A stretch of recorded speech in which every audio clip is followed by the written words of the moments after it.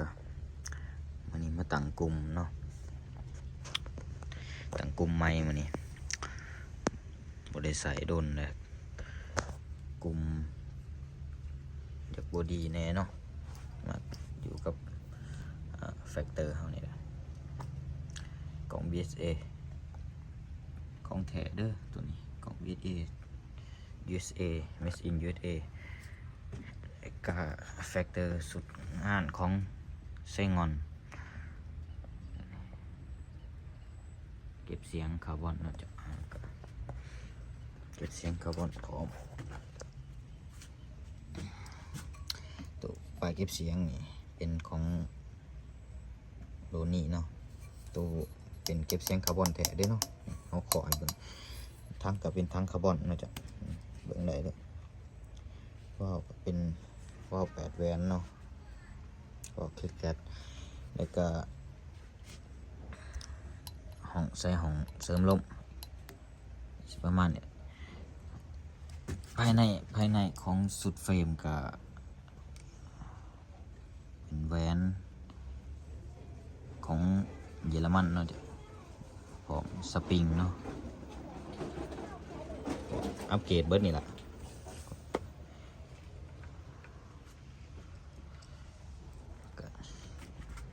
สิพาไปเบิ่งกลุ่มพุ่นเนาะ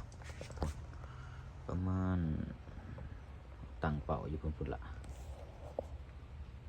มือก็บ่อยากหนิ่งแน่ทายเองยิงเองพุ่นละแตกสะอยู่กลุ่มพุ่นก็สิประมาณนี่แหละเนาะกลุ่มก็สิประมาณนี่แหละเขาตั้งแล้วประมาณ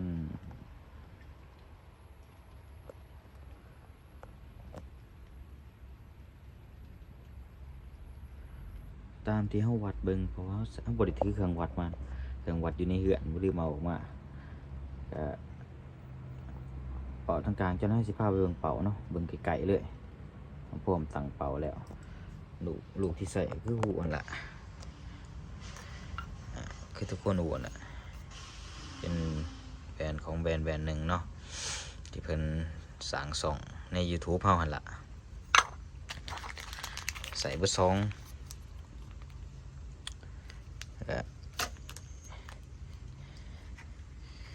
ลูกตัวนี้เป็นมอนสเตอร์ตัวนี้เป็นลูก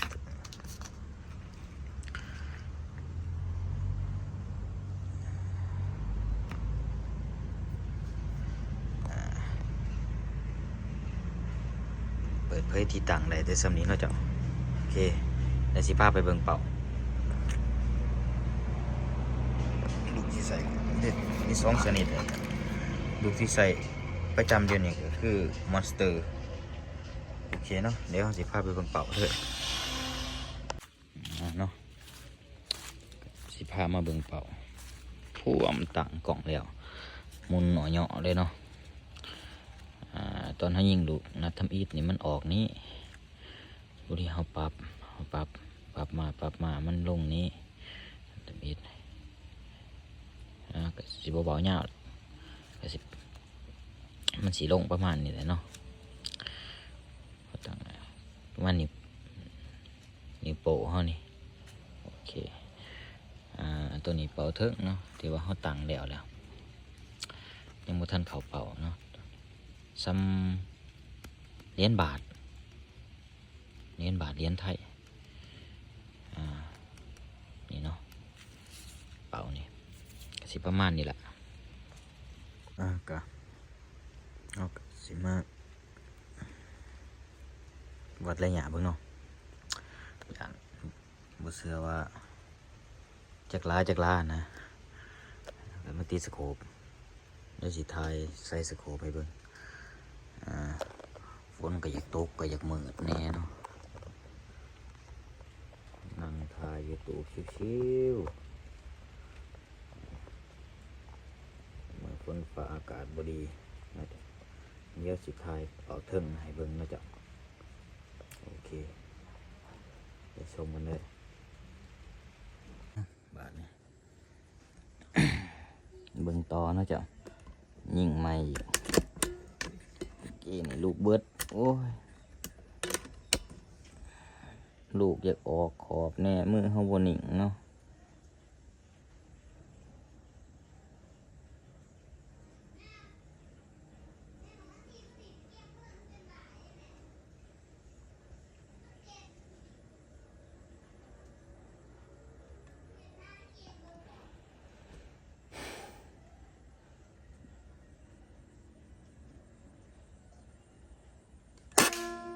โอเคตกหลุมเนาะจ้ะปืนเฮาอยากตกหลุม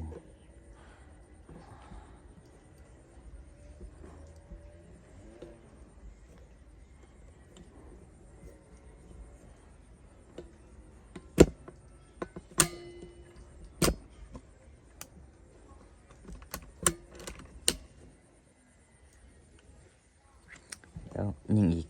นัดที่2บัดนี้ถือซอยกัน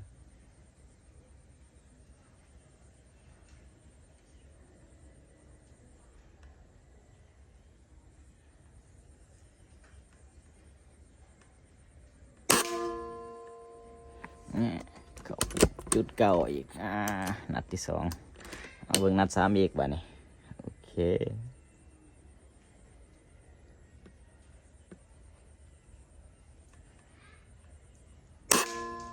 นะจุดเก้าอีกบาทโอเคนัดที่4บาทนี่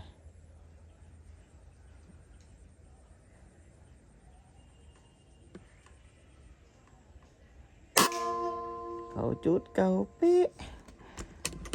นัดที่5บาทนี่โอเคมาเบิ่งมาชมน้ำกัน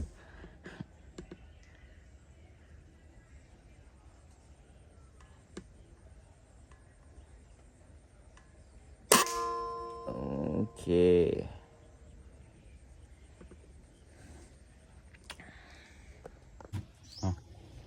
แฟกเตอร์ห้องประมาณนี้ลำทั้งในก็เป็นของC2นะจ๊ะบ่มีแนวห้องทอนไหมขยุ่งมาห้องนี่เป็นรองเท้าสูงๆเลยรองเท้าสันสูงที่ว่าเขาใส่เตะบานนั่นเด้เอามาใส่ข้าวสารหาแนวมัดเอามาแนวเอามันเป็นแนวห้องโอเคสิพาไปเบิ่งกลุ่มลูกปืนเนาะเล่าทั้งในของปืนเขาใส่ของบังคลามเขาใส่นี่จะเป็นเล่าล่ำของC2เนาะ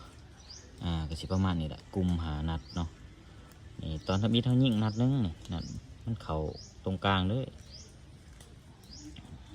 นัดตอนเขาตั้งกลุ่มตอนทำอีเนาะก็สิประมาณนี้แหละนัดเนาะเขาจุ่มเดียวด้วยอ้ามอยู่ถือว่ากลุ่มกระสุนเนาะโอเคสิประมาณนี้แหละ